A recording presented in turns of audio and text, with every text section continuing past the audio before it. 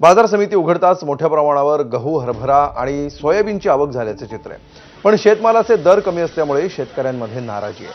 वाशिम बाजार समितीतून आढावा घेतलाय आमच्या प्रतिनिधीने.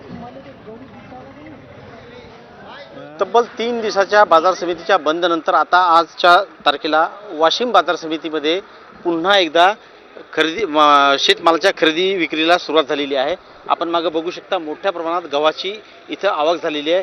रब्बी पिकातील हरभरा असेल, गहू पीक असेल, हे मोठ्या प्रमाणात बाजार समितीमध्ये विक्रीसाठी आलेलं आहे. मात्र आज 3 दिवसानंतर जी बाजार समिती उघडलेली आहे, 3 दिवसानंतर मोठ्या प्रमाणात मालाची आवक झाल्याने कुठंतरी बाजारभाव कमी झाल्याचं चिंता इथं शेतकऱ्यांना सतावत आहे.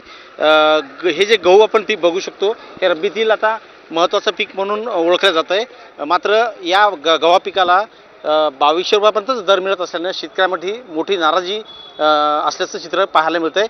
हरभऱ्यामध्येही तशीच परिस्थिती आहे. नाफेडमार्फत हरभरा सुरू करण्यात यावा अशी मागणी शेतकऱ्यांकडून होत आहे.